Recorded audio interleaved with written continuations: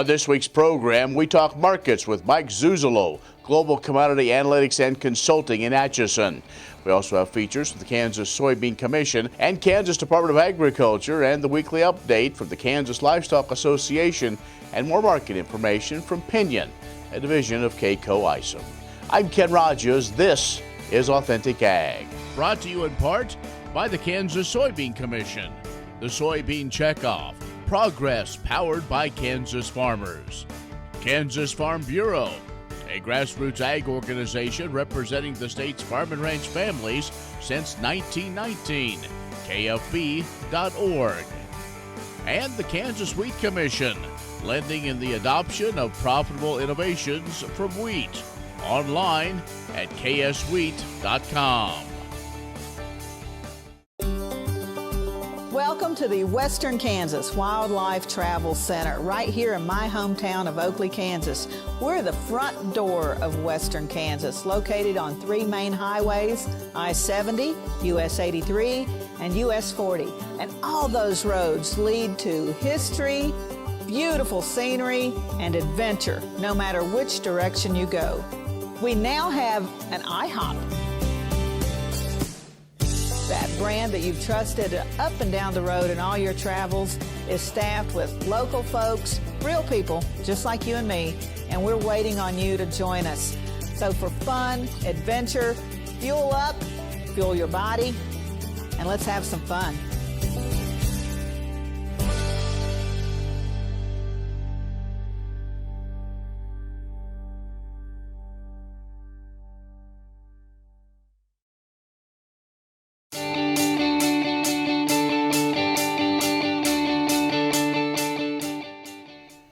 In agricultural news from agview.net, Governor Kelly has issued drought declarations for 74 out of 105 Kansas counties, either in emergency, warning, or watch status.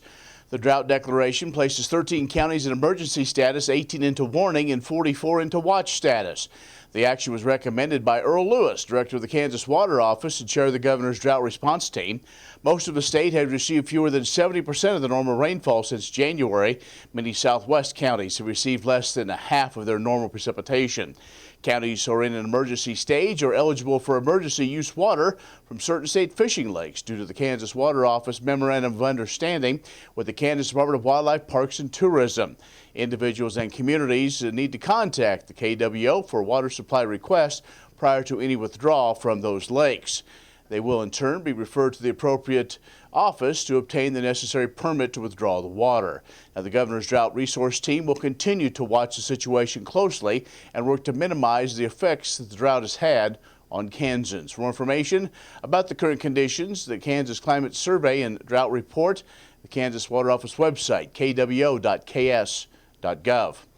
The House Ag Appropriations Subcommittee approved the fiscal year 2021 Ag Appropriation Bill.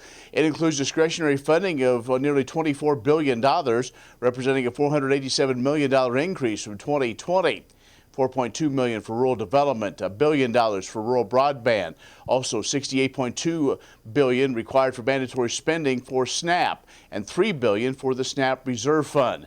The bill also includes language to block the able-bodied adults without dependent rule and standard utility allowance proposed rule. The bill also blocks USDA from granting the line speed waivers for feed processing facilities during a public health emergency. You can find more on these stories at agview.net. Stay with us. More coming up.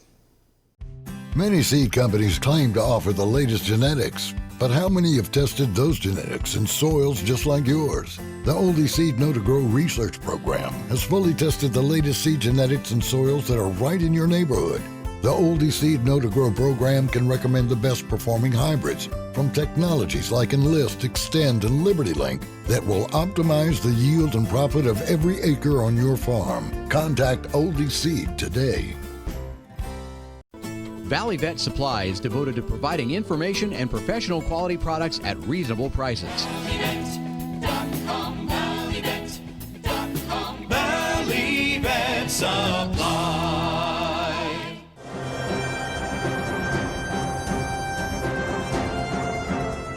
Years ago, the Kansas Soybean Commission teamed up with Kansas Pork and Kansas Farm Bureau to plan and lead agriculture tours for dietitians and online influencers.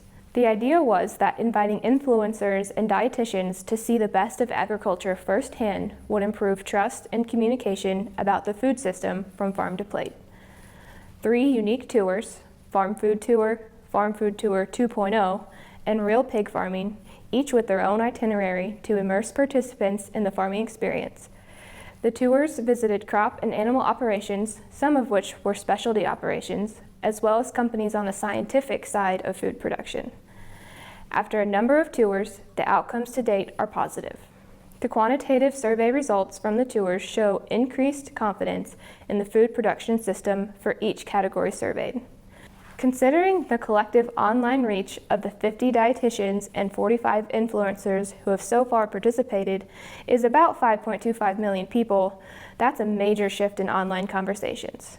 The biggest change in sentiment came from concerns over raising animals in barns. The average response prior to visiting operations was 4.10 on a scale of 1 to 5, 5 noting the most concern. After seeing and learning, the level of concern dropped to 1.75 on the scale. GMOs moved from 3.50 to 2.11. The environmental effects of animal agriculture moved from 4.20 to 2.82. Farm sustainability moved from 4.95 to 3.61. And rounding out the top 5 biggest changes, hormone use in raising animals moved from 4.02 to 2.86. The influencers and bloggers overall reported feeling more knowledgeable about food and farming, more comfortable in sourcing information about farming and safety, and fewer concerns overall about the way food is raised. Sure Crop Fertilizers was started by my father, Don Sherman, and my mother, Shirley Sherman. Family business that started in the 80s. We predominantly focus on plant nutrients and what we can do to give growers better responses with the fertilizer dollars that they do, and what we can do to make those things work better for the grower. We're based out of Seneca, Kansas. We work with growers in their soil analysis to figure out what they need, and then we can put those in a blend that gives them the best results, and so that we can deliver that direct to their farm so that they have those nutrients where they need them, when they need them, and so that they can apply them in a manner that's very efficient to them and works well on their planting systems and what they're doing. Sure Crop Fertilizers has been around for a long time. We always say we're big enough to take care of everything you need, but we're small enough to do it quickly. You can get a hold of us at 1-800-635-4743. Our website is surecropfertilizers.com, and you can always email me at Corey@surecropfertilizers.com, and with any questions you have, we'll be glad to answer it and work with you.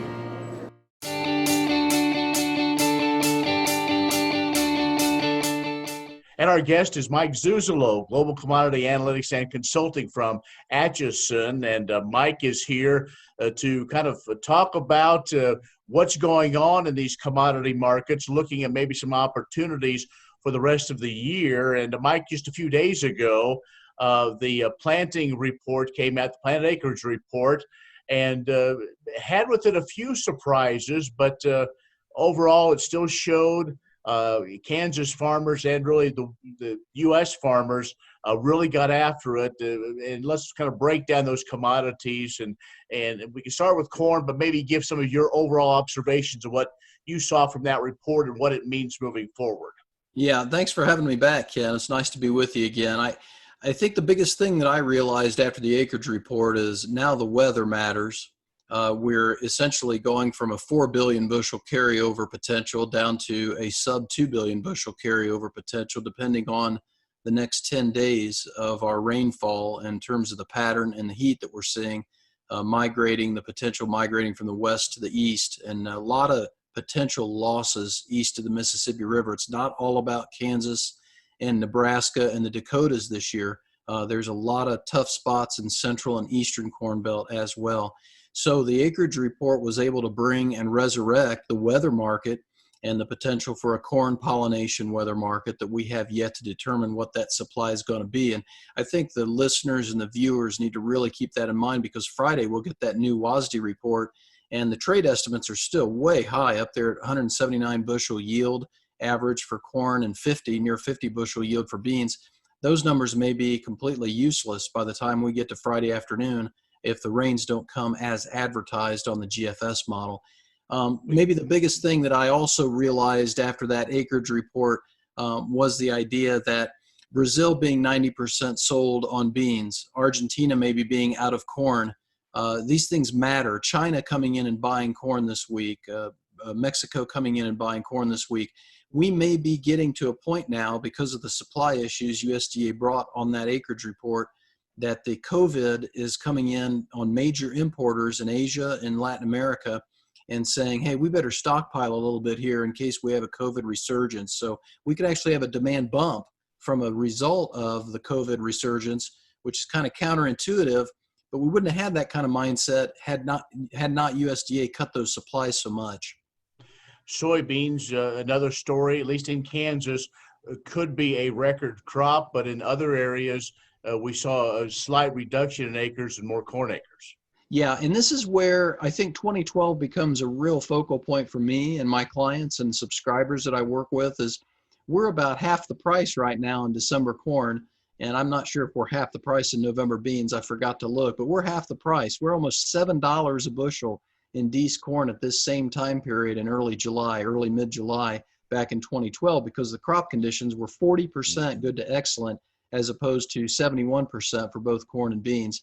This, again, could be a real surprise to the trade. If we miss some of these rains that are absolutely crucial on both sides of the Corn Belt, then the beans could easily, I think, follow along in percentage gains terms with the corn. And I say that, Ken, even though the USDA Ag Attaché just came out a day or so ago and really sliced apart the Chinese bean import number that the USDA is using. I think they went down to 90 million tons, and USDA was using a 94 or 96 million ton number, depending on which marketing year you're looking at. So I think the U.S.-China trade frictions, along with the African swine fever still being an issue in China, has really hurt the ability of the Chinese to come in and actually buy into the market as much as they should have based upon that phase one trade deal. I was looking at some statistics before we went on the air, and Peterson Institute has about $3.5 billion, I believe it is. 5.4 billion is what they have bought from us in China in ag exports in dollar terms, and the commitment is around 33.4 billion. So they're way far behind, and I'm nervous they're not going to make that up in the soybeans. So I'm still, like we talked, I think last time, I'm still real nervous about beans carrying too big of a premium, and I want to hedge those first.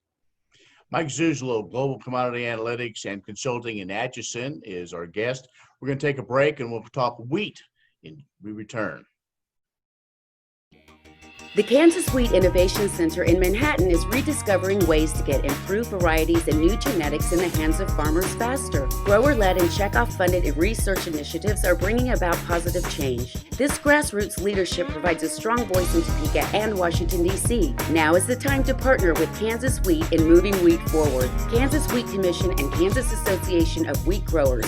Farmers investing in their future and yours. Log on to rediscoverwheat.org. Sure Crop Fertilizers was started by my father, Don Sherman, and my mother, Shirley Sherman. Family business that started in the 80s. We predominantly focus on plant nutrients and what we can do to give growers better responses with the fertilizer dollars that they do, and what we can do to make those things work better for the grower.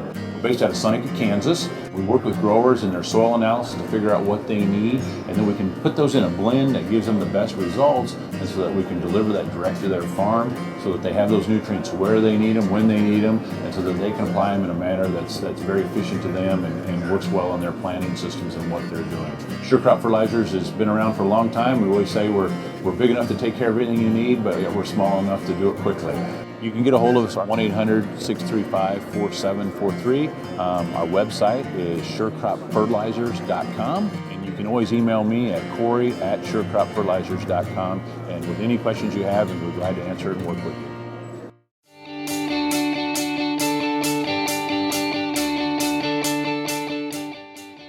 And our guest this week, Mike Zuzolo, Global Commodity Analytics and Consulting in Atchison. And Mike, wheat harvest in Kansas just wrapping up. It's been as typical of Kansas wheat harvest. Places have been very good. Other places have had quite a struggle.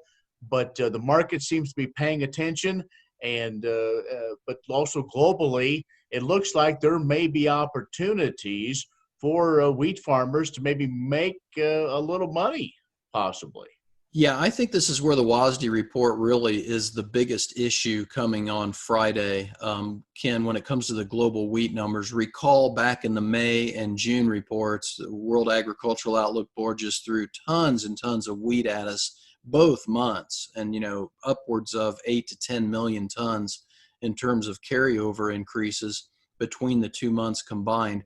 And I think they're going to have to pull back on that. I think they're going to have to pull back on that for France. I think they're going to have to pull back that for Russia. In fact, the Prime Minister of Russia, Medvedev, just came out this week and said we're going to have to take a look at limiting our exports. This was right after Egypt took on a big tender and purchased a bunch of Russian wheat at about $210, $218 a ton, real close to where we're at in terms of price. So they won the battle again in Russia on getting the award from Egypt, but it's mainly on transportation and logistics and freight.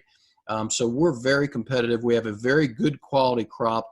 And notice what's happened since the acreage and stocks report. Wheat has not played along with the corn and beans. We used to have difficulty getting above 335 in lead month corn and getting above that 855 level in lead month beans. After the acreage report, both those prices shot above those levels. Corn and beans, that is. Wheat, though, has not been able to get above $5 in soft red, not been able to really get above $4.50 in hard red. I think this tells you and gives you a pretty good indication. A, wheat is discounted and it's too cheap right now, in my opinion, especially given the global situation and what we're seeing in Kansas and the harvest data we're getting now. And B, you need the funds on your side. And if you're going to get the funds on your side, you need the wheat on your side. So wheat is still my leader in the big picture. If I want $4+ corn and $10+ beans, I think I need wheat on my side to be able to get there, not just Mother Nature. Right. And Mike, we continue to hear farmers saying that, they're taking kind of that second look, if you will, of wheat. A lot of those wheat acres went into corn over the last 3 years. With the weather patterns changing, might we see more wheat acres planted this fall? I think we could if we get a better basis level. I don't think we're there yet in terms of incentivizing the farmers, especially if they knock off a good yield in their 10-year average and pick up a subpar yield this coming year when they look at their new insurance policies, with that 10-year rolling average on yields. But I think going back to that first segment, really, Ken, it's in the wheat and rice markets that we really want to watch these Asian buyers. In Thailand, the rice price is about 21% higher than it was a year ago. In Pakistan, the wheat price is about 25%, cash wheat higher at 25% than a year ago. These countries are having difficulty getting wheat because of COVID, not just because of freight and transportation, but because of labor issues and lockdowns in general. And I think they're going to really need some extra wheat and extra rice here if we have this resurgence again. So, as we said, a bump in the short term on demand, but then in the back end, as we talked about last time, that summer grilling season seems to be getting hurt now with the United States resurging in COVID. Summer driving season probably will as well. So be careful about getting too bullish. Get those floors underneath you when you get profit per acre. Mike, if folks want to talk with you or get more information, how's the best way to get a hold of you? Best way is go to the website, globalcomresearch.com. That's globalcom with 2 M's. Or globalanalytics.biz. Sign up for a trial or get my phone number and give me a call and let me know what you need. Thanks, Mike. We appreciate it. Thank you, Ken. Mike Zuzolo, Global Commodity Analytics and Consulting from Atchison, has been our guest. Stay with us. We'll have more coming up. Kansas Corn reminds you that E15 fuel is the right choice for every kind of driver. For the car enthusiast, E15 has higher octane. For the thrifty driver, E15 is priced lower than regular unleaded. For the nature lover, E15 provides cleaner air. For the shopper who buys local, E15 has more ethanol from our Kansas corn farms. Choose E15 for a higher octane, lower price, cleaner American fuel. Message from the Kansas Corn Commission. Learn more at kscorn.com. Many seed companies claim to offer the latest genetics, but how many have tested those genetics in soils just like yours? The Oldie Seed Know to Grow research program has fully tested the latest seed genetics in soils that are right in your neighborhood. The Oldie Seed Know-to-Grow program can recommend the best performing hybrids from technologies like Enlist, Extend, and Liberty Link that will optimize the yield and profit of every acre on your farm. Contact Oldie Seed today.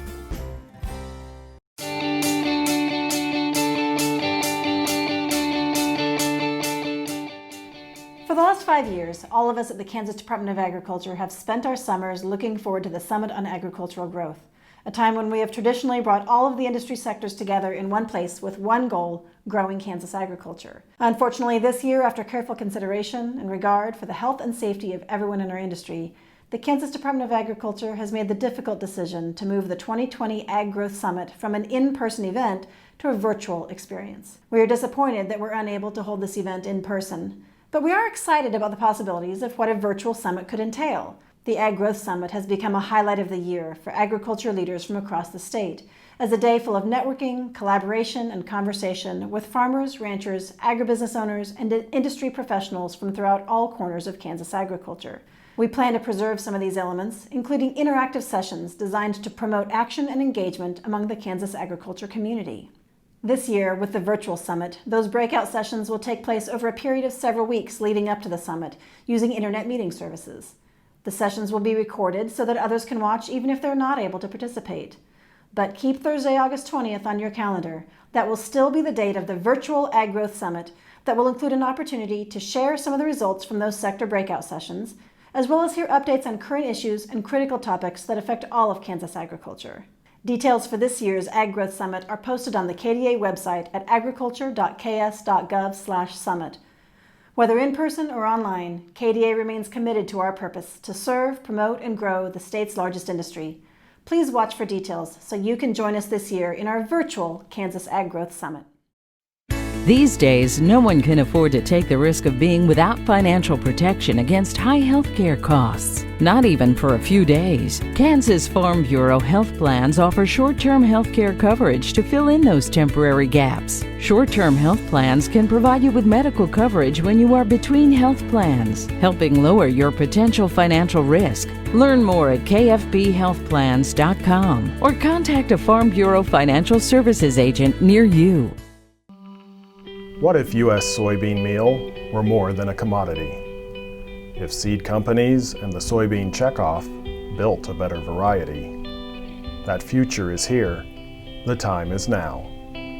To meet end-user demands, the soybean checkoff is investing in the compositional quality of soybeans, including meal. A message from the Kansas Soybean Commission, the Soybean Checkoff, progress powered by Kansas farmers.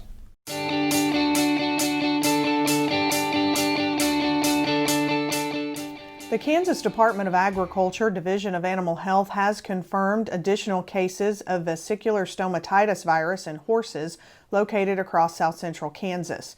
The virus was first found in Butler County in mid-June and now has been confirmed on more than 40 premises in Butler, Cowley, Greenwood, Marion, Sedgwick, and Sumner counties. All premises with confirmed cases of VSV or that have animals showing clinical signs consistent with the virus have been placed on quarantine. In total, more than 90 premises currently are under quarantine in the 6 counties. A quarantine for VSV lasts at least 14 days after the last animal is diagnosed and is not lifted until a veterinarian examines all susceptible animals on the premises. VSV is a viral disease which primarily affects horses, but can also affect cattle, sheep, goats, swine, llamas, and alpacas. At this time, all confirmed cases of VSV in Kansas are horses, although some cattle have shown clinical signs and confirmatory laboratory results are pending. In horses, VSV is typically characterized by lesions on the muzzle, lips, ears, coronary bands, or ventral abdomen. Other clinical signs include fever and the formation of blister-like lesions in the mouth and on the dental pad, tongue, lips, nostrils, ears, hooves, and teats. The primary way the virus is transmitted is from biting insects like black flies, sand flies, and midges. It also can be spread by nose-to-nose contact between animals. Anyone who suspects animals may have the virus should contact their local veterinarian, as VSV is a reportable disease in Kansas. Many seed companies claim to offer the latest genetics, But how many have tested those genetics in soils just like yours? The Oldie Seed Know to Grow research program has fully tested the latest seed genetics in soils that are right in your neighborhood. The Oldie Seed Know to Grow program can recommend the best performing hybrids from technologies like Enlist, Extend, and LibertyLink that will optimize the yield and profit of every acre on your farm. Contact Oldie Seed today.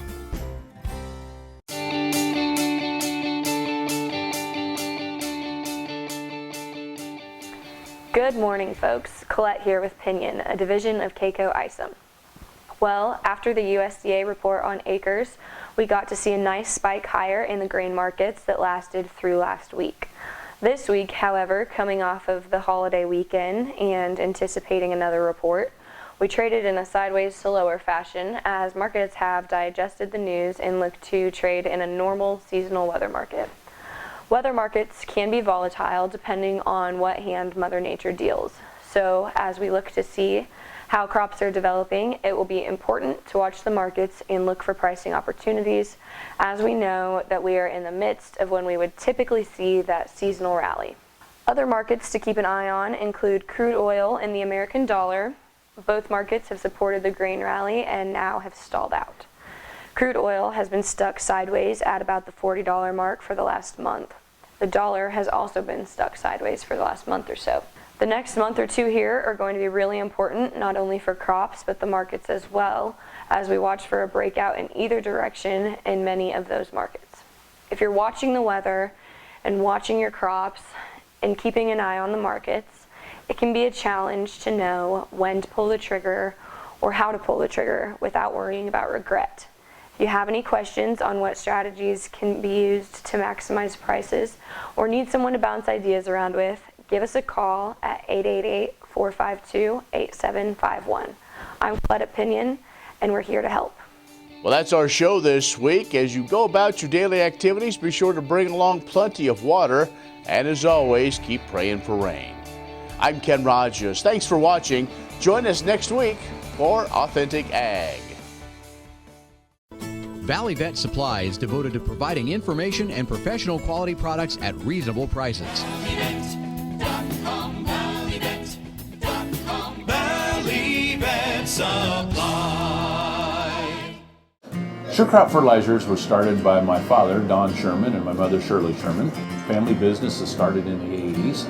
We predominantly focus on plant nutrients and what we can do to give growers better responses with the fertilizer dollars that they do, and what we can do to make those things work better for the grower. We're based out of Seneca, Kansas. We work with growers in their soil analysis to figure out what they need, and then we can put those in a blend that gives them the best results, and so that we can deliver that direct to their farm so that they have those nutrients where they need them, when they need them, and so that they can apply them in a manner that's very efficient to them and works well on their planting systems and what they're doing. Sure Crop Fertilizers has been around for a long time. We always say we're big enough to take care of everything you need, but we're small enough to do it quickly. You can get a hold of us at 1-800-635-4743. Our website is surecropfertilizers.com, and you can always email me at Corey@surecropfertilizers.com, and with any questions you have, we're glad to answer it and work with you.